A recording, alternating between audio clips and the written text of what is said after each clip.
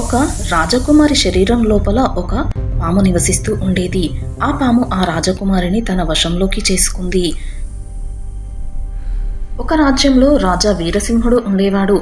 ఆయనకు ఒకే ఒక్క కూతురు మాధవి. కానీ ఎవరికి తెలియకుండా మాధవి కడుపులో ఒక పాము ఉండేది. ఆ పాము పూర్తిగా ఆమెను తన వశంలో పెట్టుకుంది. మాధవికి అసలు ఏం జరుగుతుందో కూడా ఆమెకు తెలియనే తెలియదు. ప్రతిరోజు రాత్రి అందరూ నిద్రపోయాక ఆ పాము మాధవి నోటి నుండి బయటకు వచ్చి కొద్దిసేపు అడవి వైపుకు వెళ్ళేది. తెల్లవారక ముందే మళ్ళీ వచ్చి అదే మార్గం ద్వారా ఆమె లోపలికి వెళ్ళిపోయేది. అందుకే మాధవి ఎప్పుడు అచేతనంగా ఉండేది. రాజమహల్లో ఎవరికీ కూడా రాజకుమారి కడుపులో పాము ఉంది అన్న విషయం అసలు తెలియదు. అందరూ అనుకున్నారు ఏదో తెలియని వ్యాధి వచ్చింది అని. పెద్ద పెద్ద వైద్యులు వచ్చారు. కానీ ఎవరు అసలు కారణాన్ని తెలుసుకోలేకపోయారు. అంతలో ఒకరోజు రఘు అనే యువకుడు రాజమహల్కి వచ్చాడు. అతడు లోపలికి వచ్చి చూసేసరికి చాలా మంది వైద్యులు రాజకుమారికి చికిత్స చేస్తున్నారు. రఘు ఒక మూలలో నిలబడి ఏమి మాట్లాడకుండా అంతా గమనిస్తూ ఉన్నాడు. సాయంత్రం అయ్యాక అందరు వైద్యులు తమ వల్ల కాదు అని వెళ్ళిపోయారు. అప్పుడు రఘు మంత్రి దగ్గరికి వెళ్ళి చెప్పాడు, మంత్రి గారు, అందరూ ప్రయత్నించారు, ఇప్పుడు నాకు ఒక అవకాశం ఇవ్వండి అని. మంత్రి అతడిని రాజా వీరసింహుడి దగ్గరికి తీసుకువెళ్ళాడు. అప్పటికి పూర్తిగా నిరాశలో ఉన్న రాజు రఘువైపు చూసి అడిగాడు, చెప్పు బాబు, నువ్వు నా కూతుర్ని ఎలా బాగు చేస్తావు అని. అప్పుడు రఘు నమస్కారం చేసి చెప్పాడు, మహారాజా, ఈ రాత్రి నేను రాజకుమారి గదిలో ఉండాలి, పూర్తిగా ఒంటరిగా. అప్పుడే అసలు సమస్య ఏంటో తెలుసుకోగలను అని. రఘు మాటల్లో ఉన్న ధైర్యం చూసి రాజు కొద్దిగా ఆశపడ్డాడు. చివరికి అనుమతి ఇచ్చాడు.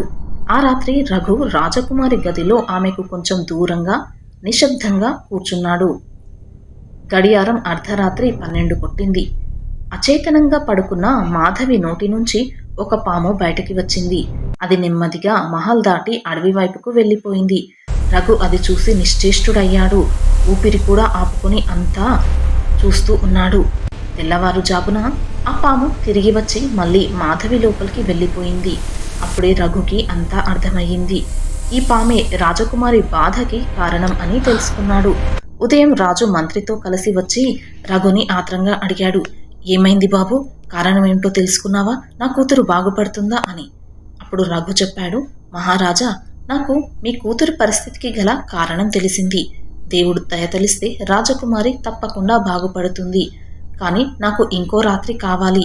అలాగే ఒక పదునైన ఖడ్గం మరియు మట్టితో నిండిన ఒక పెద్ద గిన్నె కావాలి అన్నాడు. రాజుకు చాలా సంతోషం కలిగింది.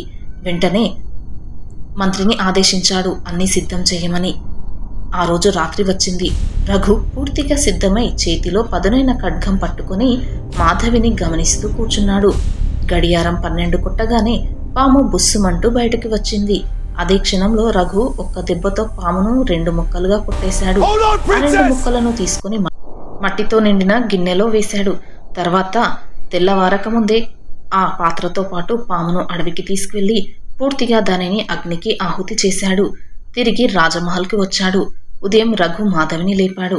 ఎప్పుడు అచేతనంగా ఉండే మాధవి ఈసారి వెంటనే లేచి కూర్చుంది.